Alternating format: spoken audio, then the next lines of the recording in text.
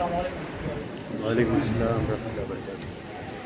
الحمد لله رب العالمين والصلاة والسلام على خليفته محمد وعلى آله وصحبه أجمعين ومن تبعهم بإحسان إلى يوم الدين، أما بعد،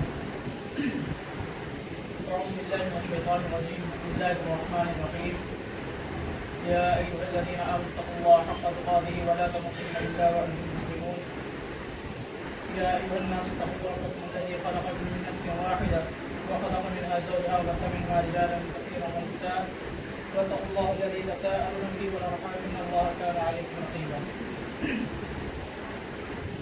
يا أيها الذين آمنوا اتقوا الله وقولوا قولا سديدا يصلح لكم أعمالكم ويغفر لكم ذنوبكم ومن يطع الله ورسوله فقد فاز فوزا عظيما.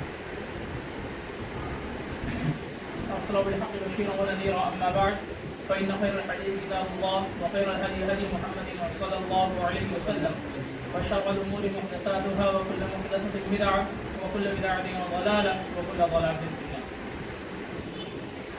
أعوذ بالله من الشيطان الرجيم، بسم الله الرحمن الرحيم، قل هل ننبئكم بالأخسرين أعمالا الذين ضل سعيهم في الحياة الدنيا وهم يحسبون أنهم يحسنون صنعا. وقال النبي صلى الله عليه وسلم إن الله حجب التوبة عن كل صاحب البدعة حتى يدع البدعة أو كما قال عليه الصلاة والسلام، كما رواه ابن ماجه في سننه. محترم دوستوں، بھائیوں، آج اس ہفتہ واری درس میں جس عنوان کو لے کر میں حاضر ہوا ہوں وہ ہے کہ بدعت کرنے والوں کا انجام کیا ہوتا ہے۔ دیکھیے، سب سے پہلے تو ہمیں بدعت کا معنی سمجھنا ہوگا کہ بدعت کہتے کسے؟ بدعت کہتے ہیں کہ ازل سے کسی چیز کا وجود میں لے آنا، کسی چیز کا نہ ہونا اور اس چیز کو وجود میں لے آنا۔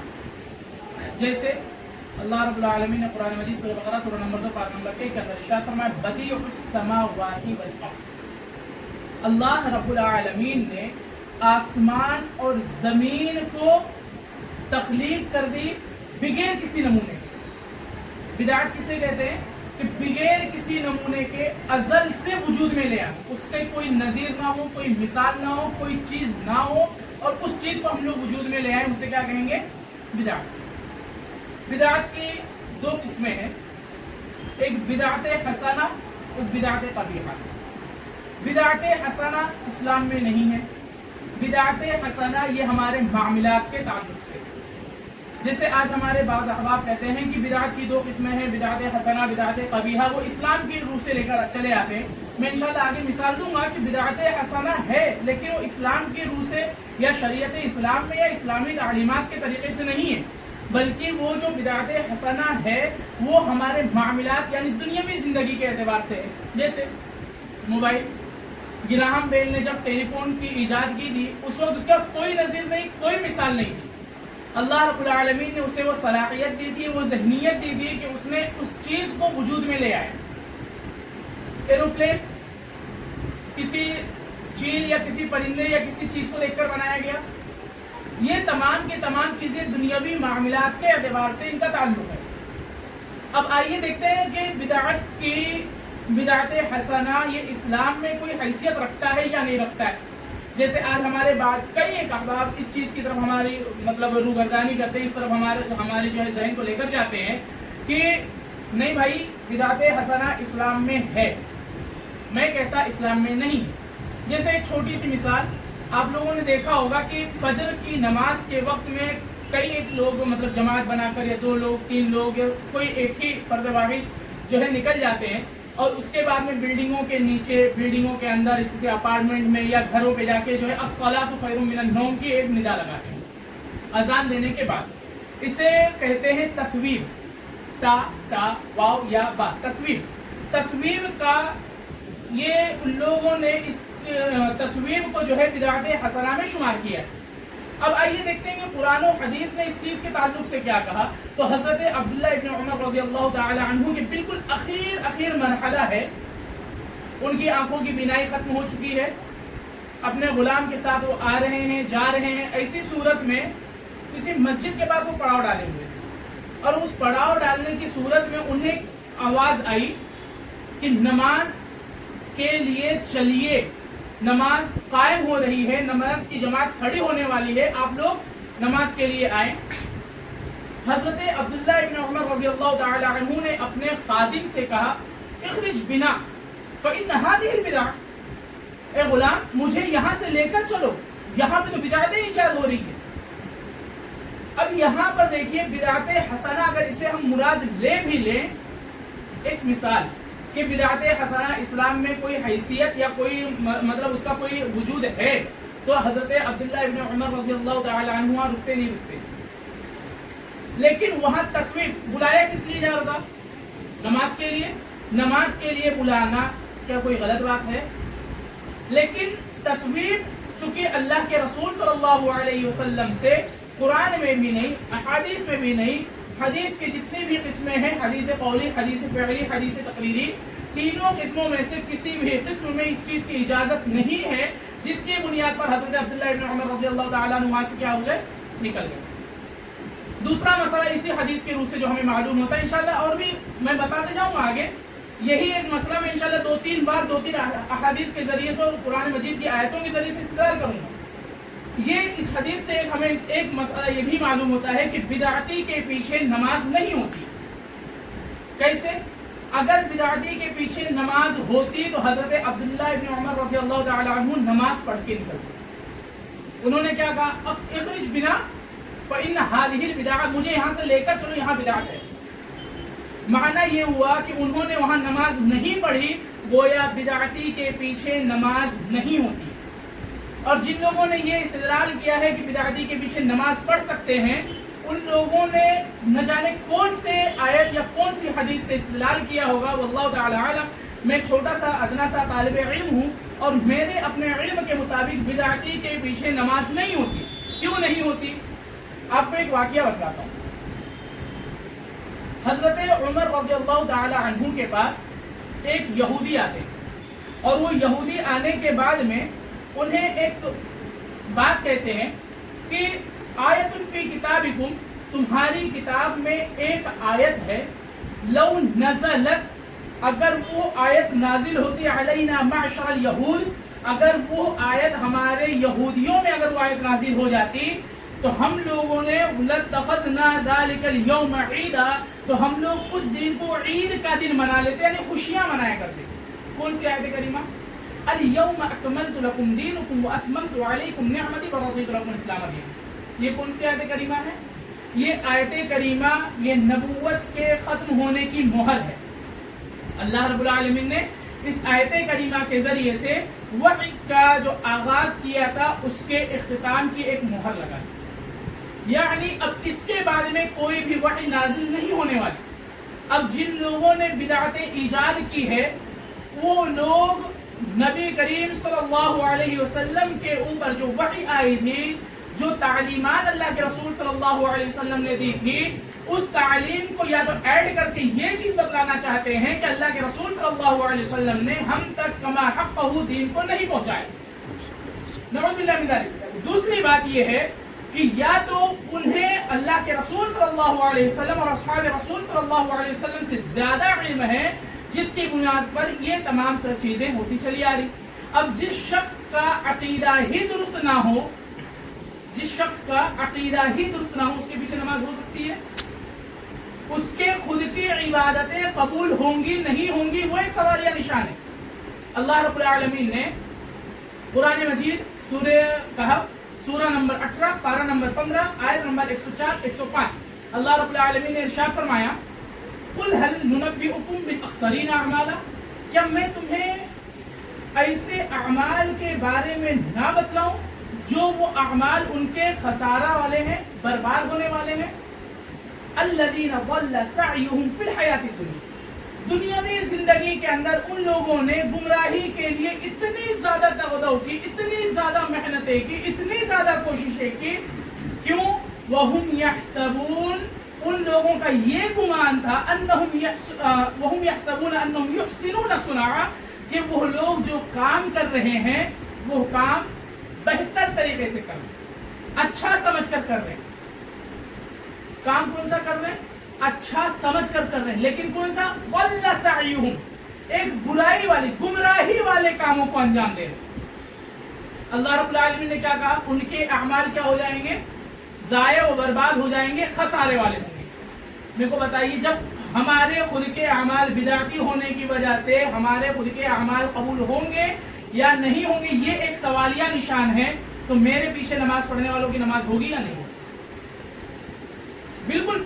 और एक हदीस मैं आपके सामने रखता चलूं, हजरत अब्दुल्लाह इब्न अब्बास रज़ियल्लाहु तआला अन्हु रिवायत के रावी हैं, वो बयान करते हैं कि अली इब्न अब्बास रज़ियल्लाहु तआला अन्हु क़ाल रसूलुल्लाह सल्लल्लाहु अलैहि वसल्लम अबल्लाहु अन युक़बल अमल साहिबिल बिदअह हत्ता यदअल बिदअता लिइब्न अबी हातिम अल-जर्ह व तअदील लिइब्न माजाह।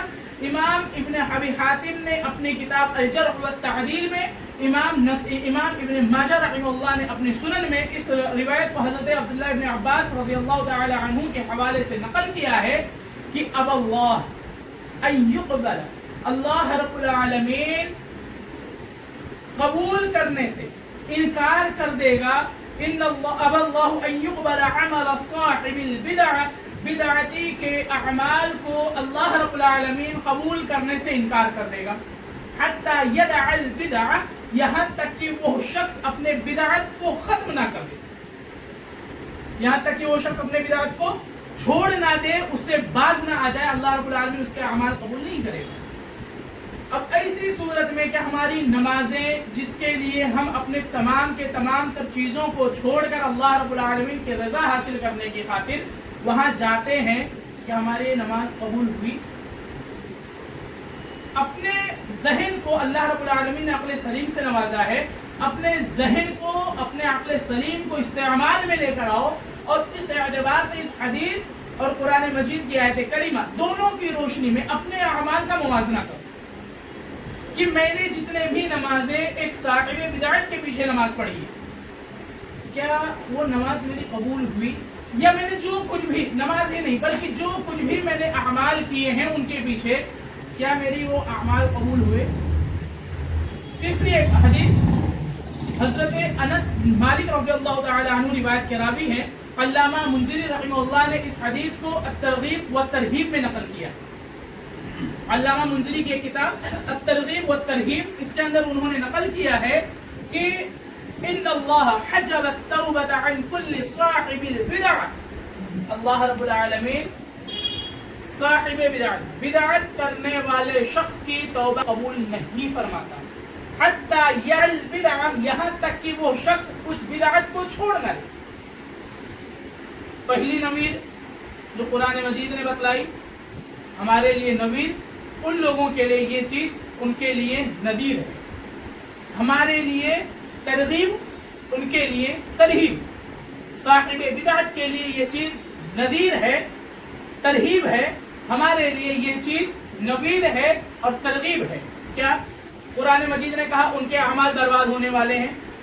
हदीस के अंदर इमाम इब्न माजा रहमहुल्लाह ने जो नकल किया उसके अंदर कि अल्लाह रब्बुल आलमीन उनके अमाल को जो है कबूल नहीं करेगा।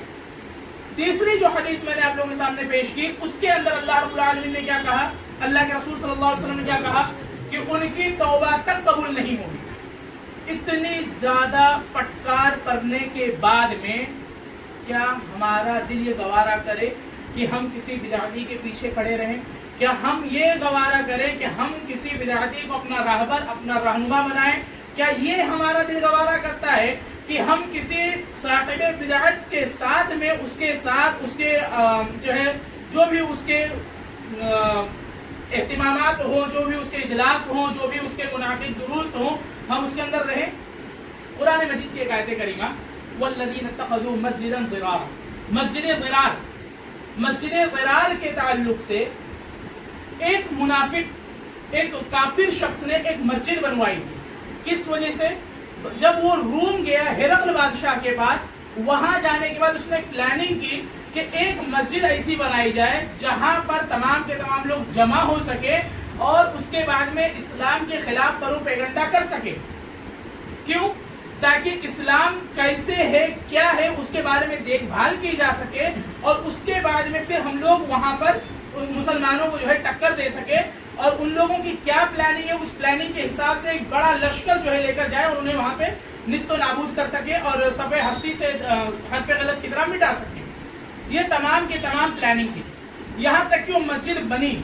مسجد بن جانے کے بعد میں جب یہ چیز مسجد جب بن جاتی ہے تو ایک شخص اللہ کے رسول صلی اللہ علیہ وسلم کے پاس آتے ہیں، کہتے ہیں کہ اللہ کے رسول صلی اللہ علیہ وسلم ہم نے ایک مسجد بنا لی ہے، الحمدللہ تعمیری کام مکمل ہو چکا ہے، بس افتتاح کرنی ہے، مسجد کی آغاز کرنی ہے، آپ آئیں نماز پڑھا دیں تاکہ ہم لوگ نماز پڑھ سکیں.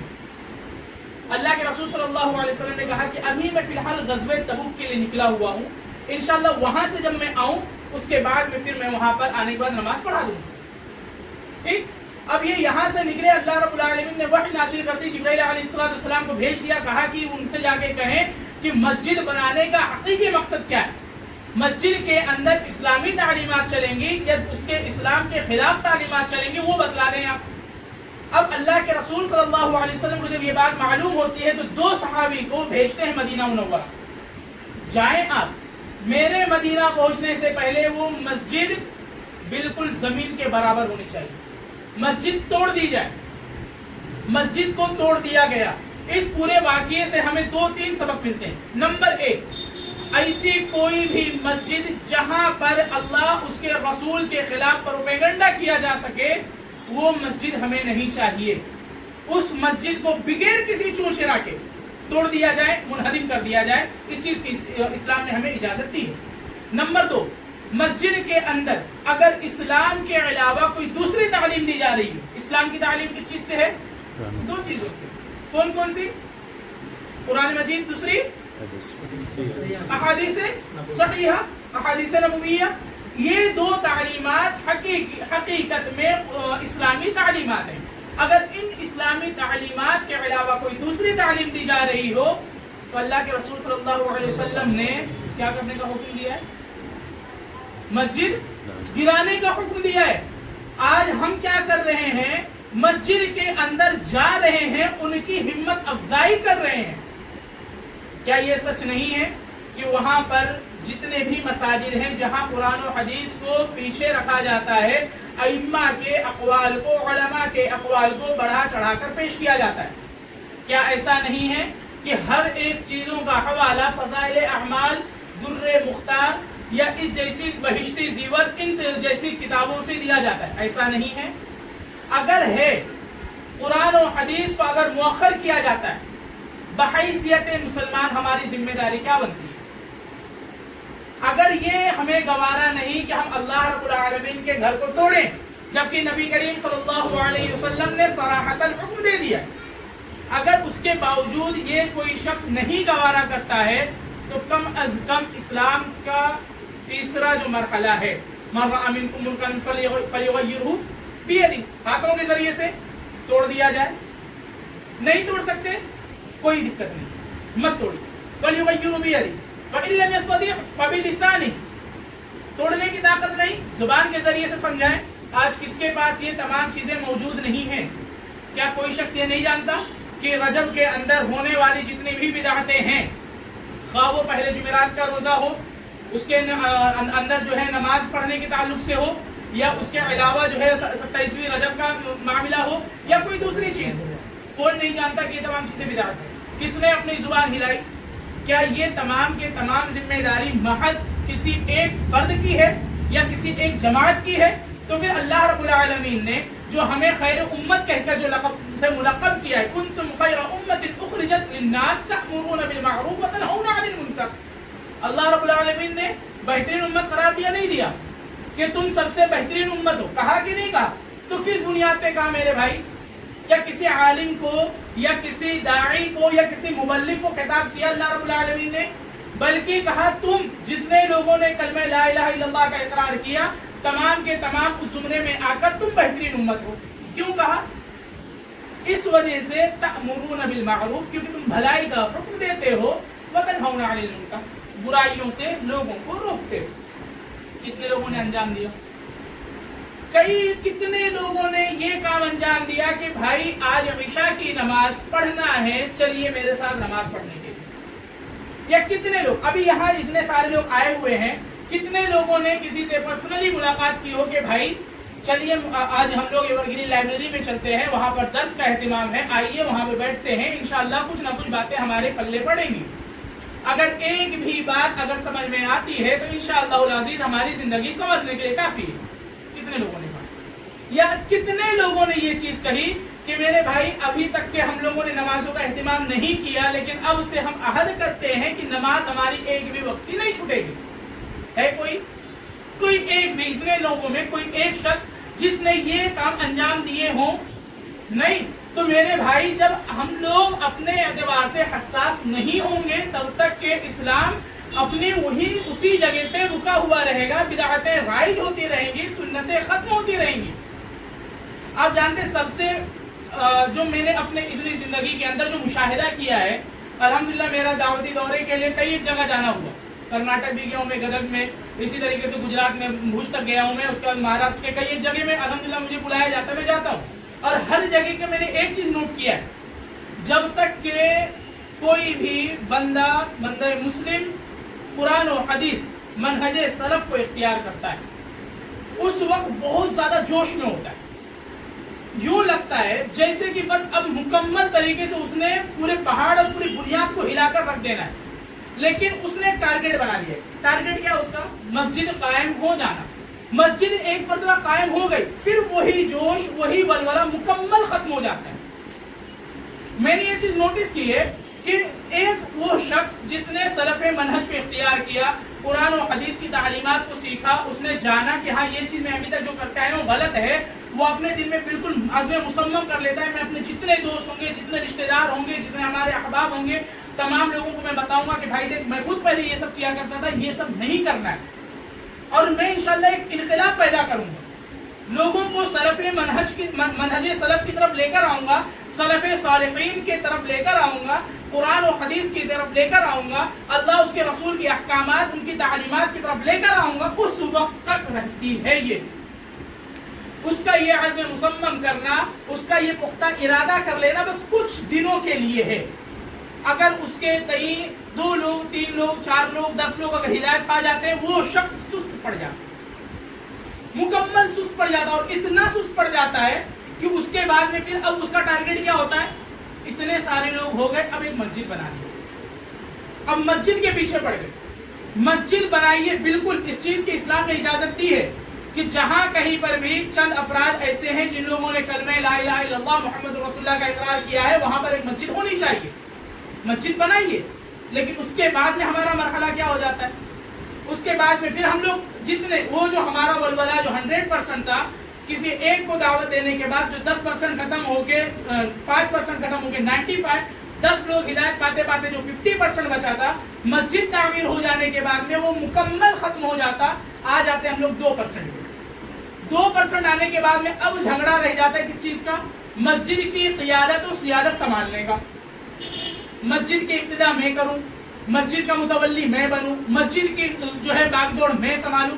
اس کے اندر پڑھنے کے بعد میں جو 2% جو ہمارا جذبہ باقی بچا تھا وہ بھی ختم ہو جاتا. اب ہم رہ کیا گئے؟ نام کے مسلمان رہ گئے. اگر یہ چیز میں غلط کہہ رہا ہوں تو آپ کسی بھی اہل حدیث مسجد میں چلے جائیں، کسی بھی، یہاں سے لے کر دنیا کے کسی بھی اہل حدیث مسجد میں چلے جائیں، خصوصاً انڈیا اور انڈیا کے اندر خصوصاً مہاراشٹر میں کسی بھی اہل حدیث مسجد میں چلے جائیں، جمعہ کی نماز پڑھ لیں اور اسی دن عصر کی نماز پڑھنے کے بعد آئیں. ممبئی کے اندر نالا سپارہ میں ہے، نالا سپارہ سے نکل کے آپ دوسری جو مسجد ہے اس مسجد کا جائزہ لے لیں تاکہ مغرب کی نماز تک آگے مجھے رزلٹ بتا سکیں کہ جمعہ کی نماز میں نمازی کتنے تھے اور پھر عصر کی نماز میں نمازی کتنے تھے. مغرب میں آپ آ کے رپورٹ دے سکتے ہیں.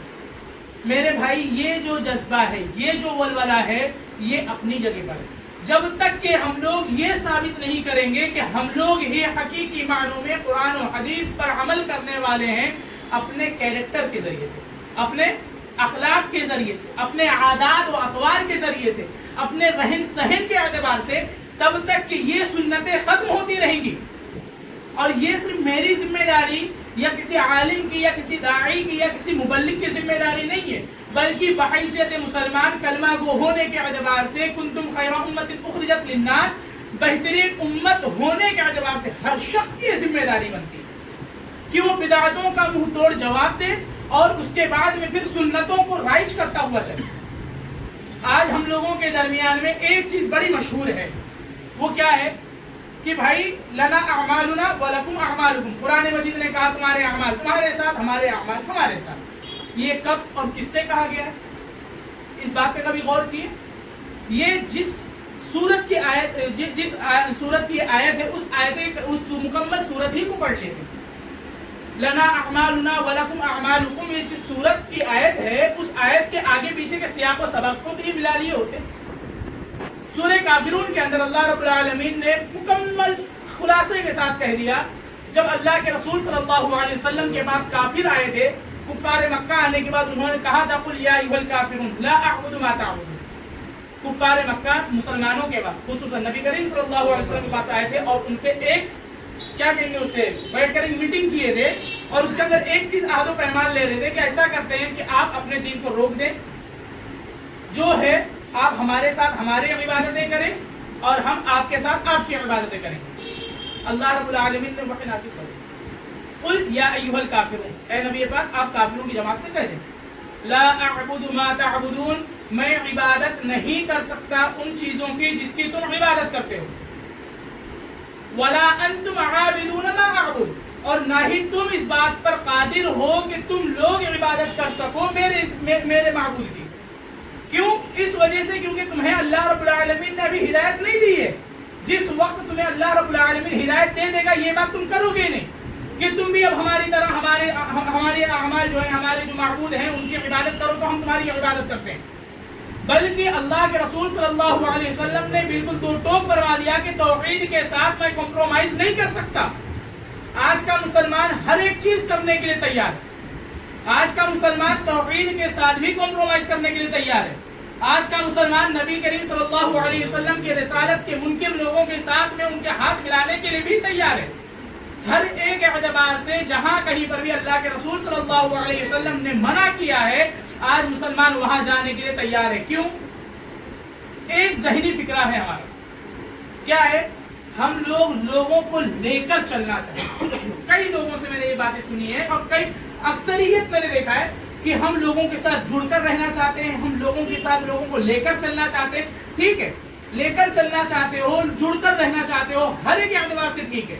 لیکن کیا اس چیز کی اسلام نے اجازت دی کہ ہم لوگ توحید کے ساتھ میں کمپرومائز کر کے رہیں ان لوگوں کے ساتھ میں جن لوگوں نے بدعتوں کو انجام دیا ہے، بدعتوں کو رواج دیا ہے، بدعتوں کو جو ہے سر اٹھا کر جینے کا ایک موقع دیا ہے؟ کیا ہمیں اس چیز کی اجازت ہے کہ ہم ان کے ساتھ رہیں؟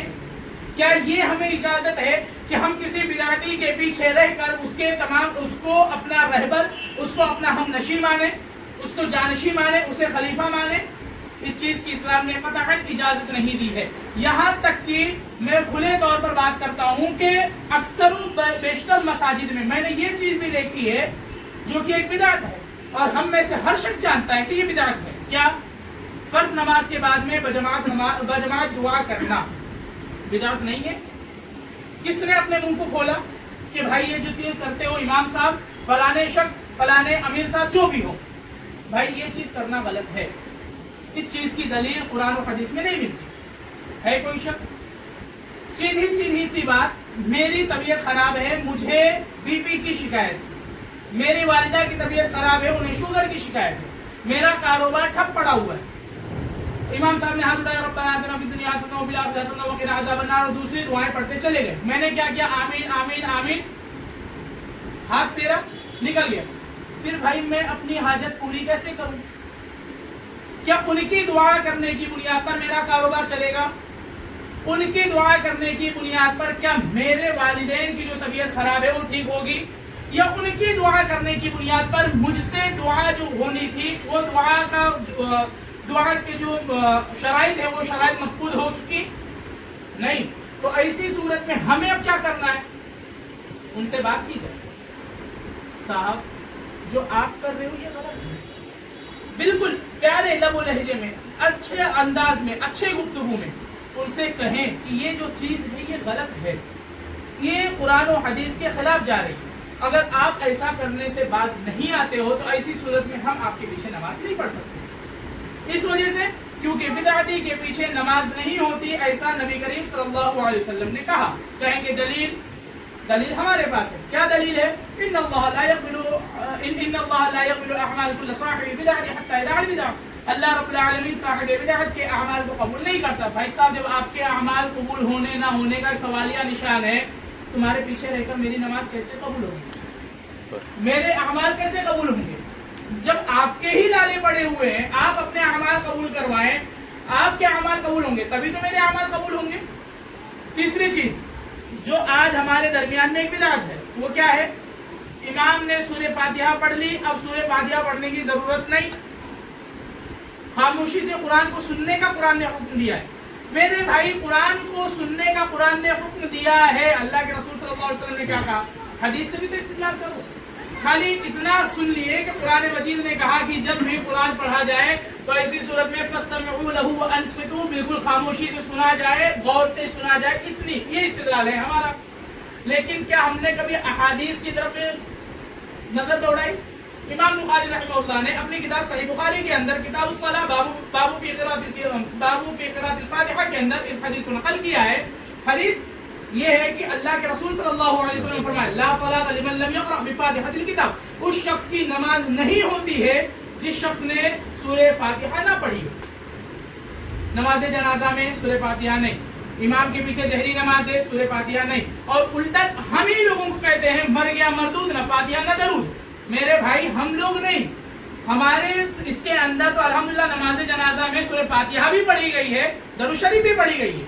اب دیکھ مکمل چیزیں اٹھا کر دیکھ لیں آپ، نماز جنازہ جب جو طریقہ ہے وہ طریقہ اٹھا کر دیکھ لیں۔ یہ مثال تو آپ بھی پرفیکٹ بیٹھی نا بھائی صاحب، کیسے؟ مر گیا مردود، نہ فاتحہ نہ درود، تمہارے اس کے اندر بھائی اللہ اکبر بولو، اس کے بعد میں پھر جو ہے سورہ فاتحہ نہیں پڑھنی ہے، اس وجہ سے کیونکہ امام نے سورہ فاتحہ پڑھ لی، اب مقتدی کو پڑھنا نہیں، اس کے بعد میں خاموش رہو، اس کے بعد میں دوسری تکبیر، پھر تیسری تکبیر، اس کے بعد دعا پڑھو، چوتھی تکبیر سلام، پھر تو ختم ہوگی نماز جنازہ۔ تو بھائی ہمارے اس کے اندر آئیے، اب ہم اپنے طریقے کو بتلاتے ہیں۔ نماز جنازہ کا طریقہ یہ ہے کہ بھائی پہلے تکبیر کہی جائے گی، تکبیر کے بعد میں سورہ فاتحہ کوئی دوسری سورت، پھر دوسری تکبیر درود شریف، پھر تیسری تکبیر، پھر جو نماز جنازہ کی جو دعا ہے اس کے بعد پھر چوتھی تکبیر، اس کے بعد میں پھر سلام پھیر دیا جائے گا۔ تو کون ہے بھائی صاحب؟ مر گیا مردود، نہ فاتحہ نہ درود۔ یہ قول تمہارا کس پر فٹ بیٹھا؟ مکمل آسانی سے سوال ہے۔ اچھا، اب یہ تمام کے تمام چیزیں جو بدعتیں رائج ہیں، ایسے میں ایک عالم کی، عالم بمعنی وہی شخص نہیں جو سند یافتہ ہے یا جس نے مدرسے میں تعلیم حاصل کی ہے، عالم سے مراد ہر وہ شخص جس نے دین کی کم از کم کچھ نہ کچھ جانکاری حاصل کر رکھی ہو، اس کی ذمہ داری کیا ہے؟ ایسی صورت میں اس کی ذمہ داری بنتی ہے کہ وہ اپنے علم کی بنیاد پر لوگوں سے اس بارے میں بات کرے۔ اگر نہیں کرتا ہے تو یہ بدعتی کا انجام ہے۔ یہ جو میں نے ابھی تک بتلایا یہ تمام کی تمام، نمبر ایک بدعتی کا انجام یہ، بدعت کرنے والے کا انجام یہ کہ اس کے اعمال برباد ہو جائیں گے۔ دوسرا یہ کہ اللہ رب العالمین اس کے اعمال قبول نہیں کرے گا۔ تیسرا یہ کہ اللہ رب العالمین اس کی توبہ قبول نہیں کرے گا۔ چوتھا، وہ شخص جو یہ بات جانتا ہے کہ یہ بدعت ہے، اس کے باوجود خاموشی اختیار کرتا ہے، اس کے لیے کیا ہے؟ کتاب السنہ، امام احمد بن حنبل رحمہ اللہ کی ایک کتاب، اس کے اندر انہوں نے ایک قول کو نقل کیا، کیا ہے؟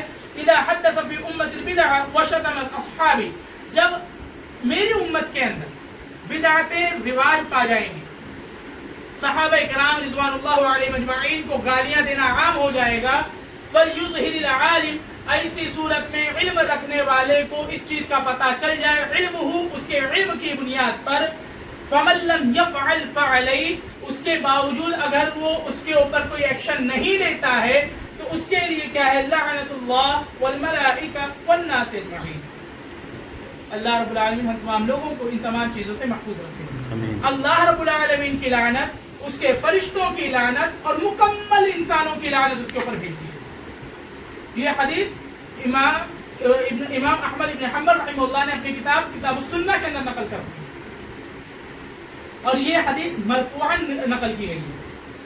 حضرت سیدنا معاذ بن جبل رضی اللہ تعالی عنہ نے اسے مرفوعاً روایت کیا، یعنی معین کے ساتھ نہیں، یعنی نبی صلی اللہ علیہ وسلم، نبی صلی اللہ علیہ وسلم کی طرف انہیں منسوب نہیں کیا، بلکہ مرفوعاً یعنی صحابی کا قول بھی ہو سکتا ہے اور صحابی نے جو کہا ہے وہ حدیث بھی ہو سکتی ہے کہ اللہ کے رسول صلی اللہ علیہ وسلم نے کہا۔ چلیے ایک مرتبہ مرفوعاً ہونے کے اعتبار سے ہم یہ مان بھی لیں کہ اللہ کے رسول صلی اللہ علیہ وسلم نے کہا نہیں کہا، صحابی کا قول ہمارے لیے حجت ہے نہیں ہے. فعلیکم بسنتی وسنت الخلفاء الراشدین المہدیین، حدیث یاد ہے کہ اللہ کے رسول صلی اللہ علیہ وسلم نے کہا کہ میری سنت کو اور میری سنت اگر نہ ملے تو اسی صورت میں خلفائے راشدین جو لوگ ہدایت یافتہ ہیں ان لوگوں کی سنتوں کو لازم پکڑا جائے. صحابی کا قول حجت ہوا نہیں ہوا؟ وہ صحابی جنہوں نے اللہ کے رسول صلی اللہ علیہ وسلم کے سائے شفقت میں اپنے علمی زندگی کو پروان چڑھایا ہو، وہ صحابی کا قول ہمارے لیے حجت ہے. کیوں ہے؟ اس وجہ سے کیونکہ کل صحابہ عدول، تمام کے تمام صحابہ کرام یہ عادل ہیں، تمام کے تمام صحابہ کرام صادق ہیں. تو گویا یہ کہ اللہ کے رسول صلی اللہ علیہ وسلم نے جو یہ حدیث ہے، مرفوعاً حدیث ہے، اگر یہ اللہ کے رسول صلی اللہ علیہ وسلم نے ہی یہ بات کہی ہے، ایسی صورت میں دیکھ لیجیے کتنا بڑا بوال ہے ہم لوگوں پر اور کتنا بڑا گناہ ہے ہم لوگوں پر کہ ہم لوگ بدعتوں کو نہ یہ کہ صرف اور صرف دیکھے چلے جا رہے ہیں، نہ یہ کہ ہم لوگ اس کو روکنے کی کوشش نہیں کر رہے ہیں، بلکہ ہم ان کے پیچھے رہ کر ان کی ہمت افزائی کر رہے ہیں کہ نہیں بھائی صاحب جو کر رہے ہو آپ بالکل ٹھیک کر رہے ہو، چلیے تم چلو ہم تمہارے ساتھ ہیں. ایسی صورت میں یاد رکھیں یہ حدیث کہ اللہ کے رسول صلی اللہ علیہ وسلم نے کہا کہ اللہ رب العالمین کی لعنت ہو اس شخص کے اوپر، فرشتوں کی لعنت ہو اور مکمل انسانوں کی لعنت ہو. میرے بھائی گناہ کرنے سے باز نہیں آ سکے کہ اب یہ اور ایک چیز مول لے لیے کہ لڑائی جھگڑا کرنے کے لیے ہم انسان کم پڑ گئے تھے کہ لعنت کے مستحق ہم لوگ اللہ اس کے رسول، اللہ اور اس کے فرشتے اور تمام لوگوں کی لعنت کے بھی حقدار بننے لگ گئے. بھائی لڑائی جھگڑا اپنے ہم برابر کا ہوتا ہے، اپنے برابری والوں کے ساتھ ہوتا ہے. اپنے سے اوپر والوں کے ساتھ لڑائی جھگڑا نہیں کر سکتے اور نہ ہی اپنے چھوٹوں کے ساتھ لڑائی جھگڑا کر سکتے. بڑوں کے ساتھ عزت ہے، چھوٹوں کے ساتھ شفقت ہے، آپسی رنجشیں ہو سکتی ہے، ایسی صورت میں بیٹھ کے اس کے شوٹ آؤٹ کیا جا سکتا ہے. اسی طریقے سے اور ایک یہ چیز کہ اللہ کے رسول صلی اللہ علیہ وسلم نے ایک اور بہت ہی ڈینجر بات کہی ہے. کیا کہا؟ ان لوگ جو لوگ بدعت کرتے ہیں ان کے لیے بدعت کا انجام نمبر 5 کیا ہے؟ اللہ کے رسول صلی اللہ علیہ وسلم نے بیان کیا ہے، یہ حدیث ابن ماجہ رحمہ اللہ نے اپنی سنن کے اندر نقل کی ہے، لا يقبل الله لصاحب بدعة صوما ولا صلاة ولا صدقة ولا حجة ولا عمرة. اللہ رب العالمین صاحب بدعت کی نہ تو نماز قبول کرے گا، نہ صدقہ قبول کرے گا، نہ تو حج قبول کرے گا، نہ تو عمرہ قبول کرے گا، یہاں تک کہ ولا جہادن، یہاں تک کہ اس کے جہاد کو بھی قبول نہیں کرے گا. یہ ہو گئی فرائض کی بات. ولا صرف ولا عدل، اس کے فرائض بھی اسی کے مبارک ہو اور اس کے نوافل بھی اسی کو مبارک. ایک رات نماز پڑھ لو یہ مکمل بڑا ثواب ہے. ٹھیک ہے بھائی پڑھ لو، وقت ہی ضائع کرنا ہے نا، پڑھ لو کیا دقت ہے. رجب کے پہلے دن کا روزہ رکھ لو کوئی دقت نہیں. ایک دن کا روزہ رکھو 1000 دنوں کا ثواب ہے. 2 دن کا روزہ رکھو 2000 دنوں کا ثواب ہے. 7 دن کا روزہ رکھو جہنم کے دروازے بند ہو جائیں گے. لگاتار 8 دنوں کا روزہ رکھو بھائی صاحب جنت کے دروازے ہی کھل گئے. جنت کے دروازے کھلے تو کھلے. اس کے بعد میں کہا جائے گا اے میرے بندے تو جس دروازے چاہے اس دروازے سے تو جنت کے اندر داخل ہو جا. میرے بھائی حدیث پھینکو تو کم از کم اتنی کہ کوئی بھی شخص اس پر سوال نہ اٹھا سکے. یہاں پر 1000 حدیث ایک روزے کا 1000 بتا کر تمام کی تمام امت مسلمہ کو کیا کیا گیا؟ ایک لالی پاپ دکھایا گیا. جیسے بچہ بہت زیادہ جب روتا ہے، بہت زیادہ جب غمگین ہوتا ہے تو کیا کیا جاتا ہے؟ چل بیٹا کوئی دقت نہیں، چل دکان پہ چل چاکلیٹ لے کر دے دیتا ہوں. نہیں مان رہا لالی پاپ پکڑا دیں گے، لے بیٹا لالی پاپ لے لے ایک دم آرام سے. جب ہمارے سے یہ چیز نہیں ہو سکی، لوگ دیکھتے چلے گئے کہ بھائی اب لوگ آنے لگ گئے یہاں پر. اتنی بڑی بڑی نویدیں ہو چکی، اتنی بڑی بشارت دے دی کہ اب لوگ جو ہے اس طرف آنے لگ گئے ہیں. اب کیا کہنے لگے؟ بھائی صاحب 1 دن کا روزہ رکھو گے 1 مہینے کا ثواب ہے. اسٹاک مارکیٹ میں جتنی بھی چیزیں تھی سب ابھی تک کا ڈاؤن پیمنٹ پہ چل رہی تھی. ابھی بھائی صاحب پیسہ لگے گا. جیو سم کارڈ جب نکلا تھا تب کیا ہوا تھا؟ مکمل فری ہے بھائی صاحب، لے کر جاؤ جتنے لوگ چاہو اتنے لوگ لے کر چلے جاؤ. بعد میں کیا کیے؟ 300 روپے کی ممبرشپ کرو. آج کیا ہوا؟ اب 300 روپے کا غالباً 299 یا 349 349 کا ریچارج جو بھی ہے 1000 मिनट बात हो सकती है। क्या किया गया? पहले लॉलीपॉप पकड़ाया गया, बाद में फिर क्या किया गया? भाई साहब अब हमारे से नहीं होता, अब हम लोग 1000 रोजे का सवाब नहीं दिला सकते हैं, और जो भी हमारे दरमियान में थे अब उन लोगों ने अपने दरवाजे बंद कर लिए। अब इतना कर सकते हैं कि भाई 1000 जो दिन थे, 1 रोजे का 1 महीने का सवाब दिला सकते हैं। रखना है रखो, नहीं रखना है मत रखो। सिम कार्ड रखना है रखो, नहीं तो तोड़ के फेंक दो, कोई दिक्कत नहीं। हमारे पास दूसरे भी कस्टमर हैं, दूसरे लोग भी आते रहते हैं। ये मिसाल आज हम लोगों की हो गई कि आज हम लोगों ने दीन को दुनिया के साथ इतना मिला लिया है कि अब दीन और दुनिया दोनों के अंदर कोई फर्क महसूस नहीं होता।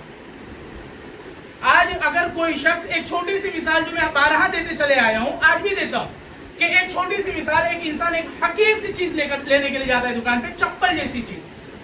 जब चप्पल लेने के लिए जाएगा तो ऐसी सूरत में क्या करेगा? वो चप्पल उठाएगा, चप्पल के रबड़ को खींचेगा जितनी ताकत है, खींचने के बाद में देखेगा कहीं जॉइंट वगैरह तो नहीं टूटा हुआ है, उसके बाद में उसे घुमाएगा, मोड़ कर देखेगा कि भाई पूरी बेंड हो रही कि नहीं हो रही, उसके बाद में फिर टूटने के चांसेस कहां से नहीं। जब वो मुकम्मल अपने आप की तसल्ली कर लेगा, उसके बाद क्या करता है? दुकान वाले से पूछता है, भाई साहब इसकी कुछ वारंटी वगैरह है? दुकान वाला बोलेगा भाई इसकी कोई वारंटी नहीं। अच्छा ठीक है, आप ही हमेशा बेचते रहे हो भाई, वीकेसी प्राइड है, पैरागॉन है, आप तो बता सकते हो ना इसमें से कौन सी कंपनी ज्यादा दिनों तक चलेगी। बोलेगा भाई साहब लेना है तो नहीं लेना है तो भाई मेरा टाइम वेस्ट मत कर, दूसरे ग्राहक आ रहे। एक छोटी सी चीज लेने के लिए हमने इतनी तफ्तीश कर डाली, इतनी ज्यादा उसके ताल्लुक से जानकारी हासिल कर ली कि तसल्ली हो गई। उसके बाद हमने क्या किया? जो उसका मालिक है, जो उसका जानकार है, उससे भी पूछा कि भाई मैं ये चीज लेना चाहता हूं, सही है या नहीं है। लेकिन जब दीन का जब मसला आया तो हम लोगों ने सिर्फ और सिर्फ उन्हीं लोगों से, जानकार लोगों से पूछा कि भाई साहब ये ले सकते कि नहीं ले सकते। बाकी उस चीज को फिर हमने खंगाला नहीं कि भाई ये इस चीज की सनद कहां तक सही, कहां तक ज़ईफ, कहां तक सही बात है, कहां तक गलत बात है, कौन सी बात पे अमल करना है, कौन सी बात पे अमल नहीं करना है। तमाम की तमाम चीजों को हमने छोड़ दिया। हमने क्या किया? जो जानकार है, शेखुना हमें बताइए ये चीज सही है या नहीं। हाँ ठीक है करो भाई, एक रोजा रखो, 1000 दिनों का सवाब। ठीक है भाई साहब हमारे लिए जो है रमजान के रोजे खत्म हो गए, क्यों? 1 दिन का रोजा रखे 1000 दिन का सवाब मिल रहा है, बस काफी है ना भाई, हमारे को और क्या करना है? जन्नती तो पानी है। तो ऐसी सूरत में वो याद रखें कि अल्लाह के रसूल सल्लल्लाहु अलैहि वसल्लम ने फरमाया कि ला सरफ़ुन वला अदला, कि ना तो उनके फराइज कबूल होंगे ना तो उनकी नवाफिल कबूल होने वाली है। अब ऐसी सूरत में अपने अमाल का जायजा खुद ले सकते हैं। इसी तरीके से यखरुजु मिनल इस्लाम कमा तखरुजु शिब्र मिनल अजीन, साहिब बिदअत इस्लाम से उसी तरीके से आहिस्ता आहिस्ता निकलता हुआ चला जाता है जिस तरीके से आटे में से बाल निकल जाता है। ये है हमारी एक पहचान। आज जो हम लोग हर तरीके से जो परेशान है, ये क्यों है जानते हैं? ये हम अपने अमाल की बुनियाद पर है। कोई शख्स ये ना कहे कि फलाने शख्स के आने की वजह से हम मुसलमान जो है इतने परेशानी में आए। नहीं, कुरान मजीद इस बात की इस्तेदाल देती है कि ये मुसलमान अपने अमाल की बुनियाद पर है। कैसे? आइए कुरान मजीद की आयत करीमा देखते हैं। कुरान मजीद सूरह मुजादिला सूरह नंबर 58 58 पारा नंबर 28 आयत नंबर 20 अल्लाह रब्बुल आलमीन फरमाए इन्नल लदीना युहातून अल्लाह व रसूला, जब अल्लाह उसके रसूल की बात से तजावुज कर गए लोग, ऐसे ही लोग, वो लोग जिन लोगों ने अल्लाह उसके रसूल की तालीमात से आगे बढ़ने की कोशिश की, तजावुज करने की कोशिश की है, हकीकत में उलाइका लहुम फिल अज़ल्लीन, यही वो लोग हैं जिन लोग दुनिया के अंदर या आखिरत के अंदर गुमराह होने वाले हैं, ज़लील होने वाले हैं, रुस्वा होने वाले हैं, ज़लील ख़ार होने वाले हैं। आज है कि नहीं है? मुसलमान आज इतनी ज्यादा तादाद में होने के बावजूद भी आज मुसलमान परेशान हाल है नहीं है। आज मुसलमान जलील है नहीं है। आज मुसलमानों के ऊपर कोई भरोसा नहीं कर रहा है। मुसलमान अगर कोई तंजीम या कोई सोसाइटी अगर खोलना चाहती तो उसके लिए कई पेपर वर्क करने पड़ते हैं, जिसकी बुनियाद पर फिर वो सोचता है भाई मैं ये करूं या ना करूं। क्यों है भाई साहब? ये इस वजह से है क्योंकि हम लोगों ने अल्लाह उसके रसूल की तालीमात को पीछे कहीं छोड़ दिया है, और उनके बाद में जितने हमारे उलमा हैं हमने उन उलमा की बातों को आगे रख दिया है। और एक बात याद रखें कि उलमा की बातों को कुरान और हदीस से ज्यादा फौकियत देने की वजह से हम शिर्क के भी कहीं ना कहीं मुर्तकिब हो जाते हैं। कैसे? वो इस वजह से क्योंकि अल्लाह रब्बुल आलमीन ने कुरान मजीद के अंदर इरशाद फरमाया है कि वो लोग जो यहूद और नसारा हैं, इत्तखदू अहबाबम व रुहबाना, उन लोगों ने जो है अपने रुहबानों को ही अरबाब बना लिया है, रब बना लिया है। اس وقت میں ایک صحابی نے کہا کہ اللہ کے رسول صلی اللہ علیہ وسلم ایسا تو نہیں ہے، ایسا نہیں ہے کہ ہم لوگوں نے اپنے روحبان یعنی پادری لوگ جو ان کے جیسے ہمارے اس کے اندر ایک عالم ہوتا ہے جیسے امام، ویسے ان کے اندر جو ان کے فادر جو ہوتے ہیں ان لوگوں نے اپنے رب بنا لیا ہے. کہا ایسا تو نہیں ہوتا کہ ہمارے جو لوگ ہوتے ہیں ہم انہیں رب نہیں بناتے. انہوں نے پھر کہا اللہ کے رسول صلی اللہ علیہ وسلم نے کہا کہ ایسا نہیں ہے کہ انہوں نے جو چیز کہی یہ حلال ہے ہم نے اسے حلال جانا، جس چیز کو انہوں نے کہا حرام ہے ہم نے اسے حرام جانا. کہا بالکل ایسا ہی ہے. کہا پھر اور کیا ہے؟ رب بنانے کا مطلب اور کیا ہے؟ آج وہی چیز ہم بھی کر رہے ہیں. بدعتوں کے رواج میں ہم اتنے زیادہ منہمک ہو گئے ہیں کہ آج ہمیں صحیح اور غلط دونوں میں سے کوئی چیز فرق نظر نہیں آتی. آج ہم لوگ صرف اور صرف یہ چاہتے ہیں کہ بس کوئی بھی طریقہ ہو بس جنت ہمیں مل جائے. میرے بھائی جنت اگر اتنی آسانی سے ملنی ہوتی نا تو صحابہ کرام راتوں کو جاگا نہیں کرتے. اللہ کے رسول صلی اللہ علیہ وسلم کے پاس آ کے صوم داؤدی کے جو ہے وہ اس کے بارے میں فتویٰ طلب نہیں کیا کرتے. اللہ کے رسول صلی اللہ علیہ وسلم کے پاس آ کے جنت میں جانے کی راہ کیا ہے اس کے بارے میں سوال نہیں کیا کرتے، بلکہ ہر کوئی شخص یہی چاہتا کہ بھائی چاہے جو بھی ہو مجھے یہ چیز کرنی ہے اور اس طریقے سے جنت پا لینا ہے. ایک وقت کی نماز پڑھنی ہے باقی چھوڑ دینا ہے، پورے سال بھر آرام کرنا ہے، ایک رات جاگنا ہے، عبادت کرنی ہے، جنت پا لینی ہے. اللہ کی قسم ایسے لوگ جنت میں کسی دروازے سے جانے کے تو چھوڑیے جہنم کے بھی کسی دروازے کے جانے کے حق نہیں رکھتے ہیں. جس دن اللہ رب العالمین ان کے لیے ہم تمام لوگوں کو اللہ ان تمام چیزوں سے محفوظ رکھے، لیکن جس دن خدا نخواستہ اگر ہم میں سے کسی شخص نے یہ اعمال کیے ہوں اور وہ یہ جانتا ہو کہ اللہ رب العالمین ہمیں یہ حق دے گا کہ جنت کے جس دروازے سے چاہو چلے جاؤ، میں بتا دوں کہ اسے یہ حق حاصل نہیں ہے کہ وہ جس دروازے سے چاہے جہنم کے وہ جہنم کے دروازے سے چلے جائے. مالک جو فرشتہ ہے جو جہنم کا اتنا برا کوڑا مارے گا نا اللہ کی قسم کہ اس وقت سوچو گے یا لیتنی اتخذت مع الرسول سبیلا، اللہ کی قسم اس سے بہتر ہوتا کہ میں رسول کریم صلی اللہ علیہ وسلم کی راست پر آ جاتا، ان کی احادیث ان کی باتوں کو اپنی زندگی میں اپنا لیا ہوتا. جب مالک جب فرشتہ جب ہنٹر لے کر جب دوڑائے گا اسی جہنم کے اندر اس وقت پتا چلے گا یا لیتنی کنت ترابا، اے کاش کہ اس سے بہتر ہوتا کہ میں مٹی ہو جاتا. جس وقت فرشتہ ہنٹر لے کر جب مارے گا اور جب سر کی کھوپڑی الگ وہاں جا کے گرے گی اس وقت پتا چلے گا اے کاش کہ میں نے بدعتوں کے پیچھے لگ کر اپنے وقت کو ضائع نہ کیا ہوتا. جب فرشتہ جب اس لوہے کی جو کنگھی ہے اس سے جب جبڑا پھاڑے گا اور جب یہ جبڑا پھاڑنے کے بعد جب دوسرے جبڑے کے پاس آ جائے گا یہ جبڑا جب سیدھا ہوگا اس وقت سوچے گا کہ اے کاش میں نے دنیا کے اندر رہتے ہوئے ان تمام کے تمام علماء کی بات نہ مانی ہوتی جن علماء نے مجھے راہ راست سے ہٹا دیا ہے.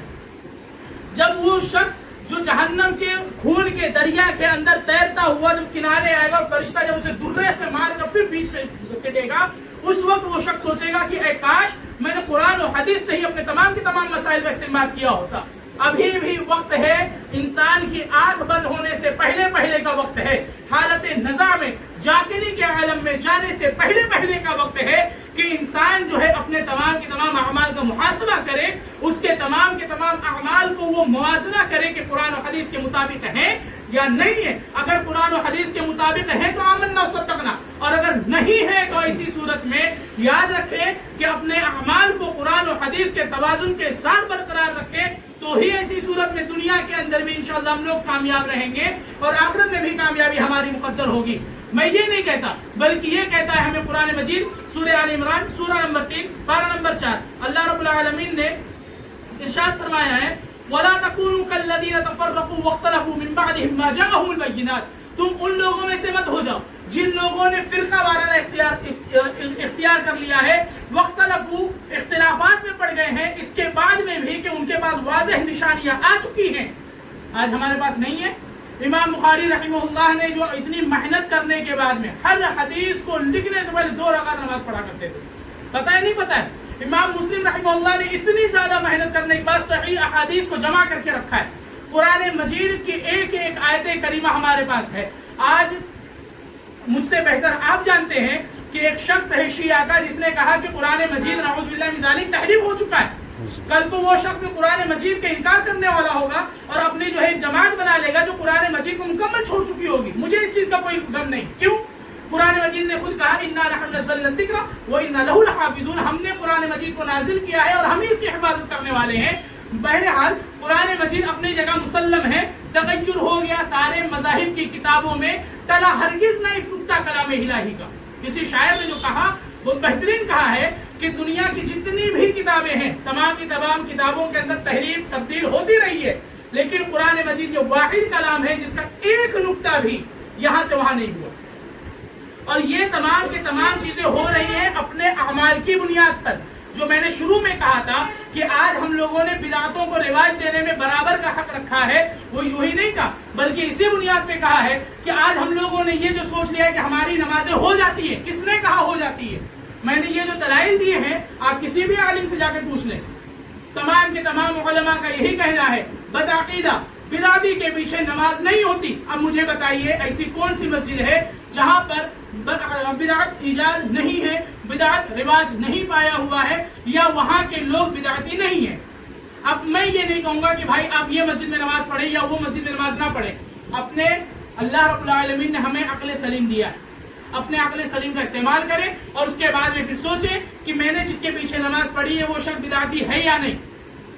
اگر بدعتی ہے تو میری نماز ہوئی یا نہیں؟ اب ایسی صورت میں ایک مسئلہ ہمارے سامنے رہ جاتا ہے، تو اب ایسی صورت میں کیا کیا جائے؟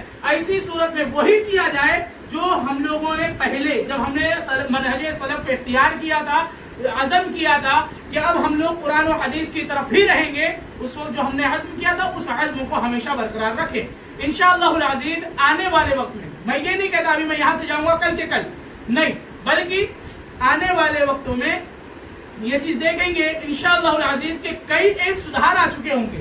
کیسے؟ جب ایک امام اپنے پیچھے جب کسی مقتدی کو نہیں پاتا ہے، وہ تکلیف کیا ہوتی ہے وہ میں محسوس کرتا ہوں کہ فلانے شخص نماز میں آیا کرتا تھا آج نہیں آیا، کیا وجہ ہے؟ فلانے شخص ایسا ہے وہ نماز کے لیے آیا کرتا تھا نہیں آیا، یہ کیوں؟ جب کوئی شخص اپنے ہی جماعت کے لوگوں کو، جو لوگ منہج سلف کو اختیار کیے ہوئے ہیں، قرآن و حدیث کے مطابق زندگی گزارتے ہیں، اور جب ان کے اعمال کو ضائع و برباد ہوتے ہوئے دیکھتے ہیں، تو وہی شخص محسوس کر سکتا ہے جو شخص میری جگہ پر ہوگا، جس کے لیے لوگوں کے لیے ہمدردی ہوگی۔ ورنہ اگر میں یہ سوچوں کہ بھائی میرے کو میرے کام کی سیلری ملتی ہے، بس میرے کو اور کچھ نہیں لینا دینا، اللہ کی قسم کل سے میرے کو کوئی لینا دینا نہیں ہے، میرے کو آپ لوگوں سے ملنے کی کوئی غرض نہیں، مجھے آپ لوگوں سے بات کرنے کی کوئی غرض نہیں۔ کیوں؟ 1 تاریخ سے 30 تاریخ 31 تاریخ 28 تاریخ ہوگی، بھائی میرے کو میری سیلری ملے گی، بعد میں پھر میں گھر چلے جاؤں گا، یہ ہوگا وہ ہوگا، لیکن کل روز قیامت میرا دامن پکڑنے والے لوگ ہوں گے۔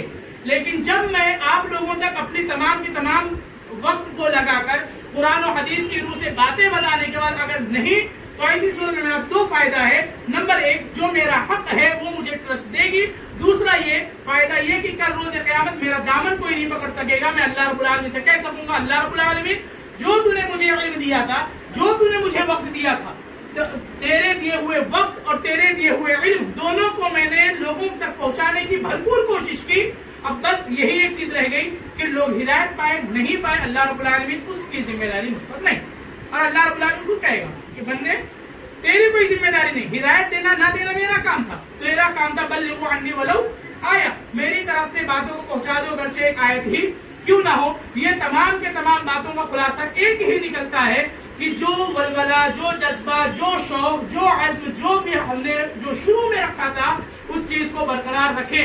جب ہم لوگوں کا جو 50% جو آ کے مائنس ہوا تھا، 50% مائنس اس وقت ہوا تھا جب تک مسجد نہیں بنی تھی، مسجد بن چکی ہے، تو اب ایسی صورت میں اب ہمارے پاس ایک قلعہ موجود ہے، ہمارے پاس ایک قلعہ موجود ہے جہاں پر صحابہ کرام رضوان اللہ علیہم اجمعین اسلام قبول کرنے کے بعد دار ارقم میں آیا کرتے تھے، وہاں اسلامی تعلیمات سیکھا کرتے تھے، اسے اپنا قلعہ مانا تھا، اسے اپنی درسگاہ مانی تھی، اسے اپنے تعلیم گاہ مانا تھا۔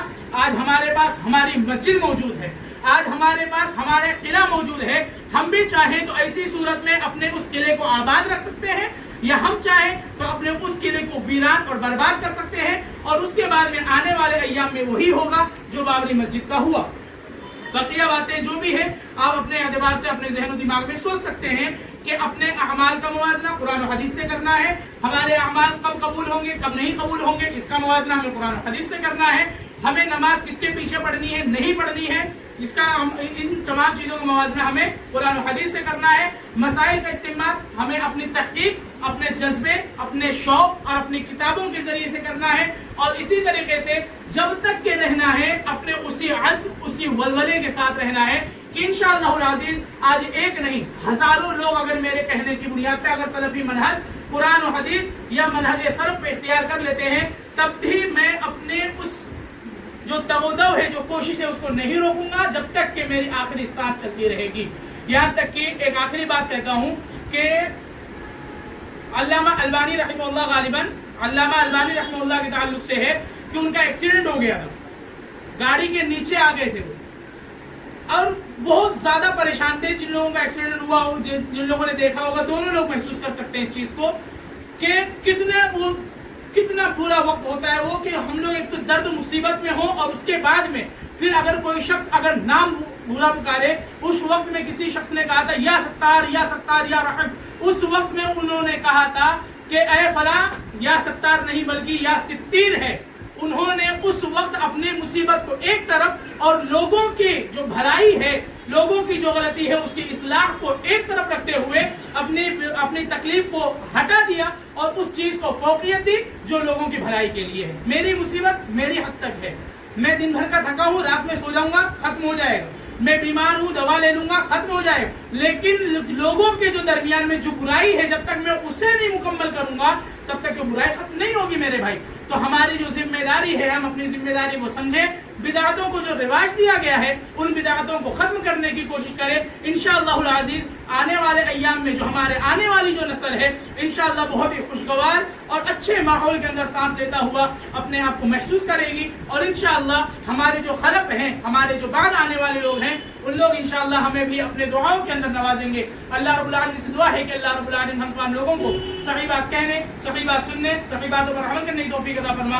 اللہ رب العالمین ہم لوگوں میں سے جو کچھ بھی ٹوٹے پھوٹے اعمال ہوئے ہیں اعمال حسنات اللہ رب العالمین انہیں قبول فرما, اور جو کچھ بھی ہم سے اعمال سیئات ہوئے ہیں بدعت و خرافات کی شکل میں ہو, شرک اصغر شرک اکبر کی شکل میں ہو, گناہ کبائر گناہ صغائر کی شکل میں ہو, جس بھی اعتبار سے ہیں اللہ رب العالمین بحیثیت انسان خطائیں نسیان کوتاہیاں غلطیاں لغزشیں تمام تر چیزیں ہو جاتی ہیں. اللہ رب العالمین تو اپنے رحم کرم سے معاف فرما. اللہ رب العالمین ہم تمام لوگوں کی چھوٹی سی مجلس کو قبول فرما کر ہمارے لیے عذاب قبر اور عذاب جہنم سے ذریعہ نجات اور جنت الفردوس میں جانے کا ایک ذریعہ بنا. آمین. وآخر دعوانا الحمدللہ رب العالمین. السلام علیکم ورحمۃ اللہ وبرکاتہ.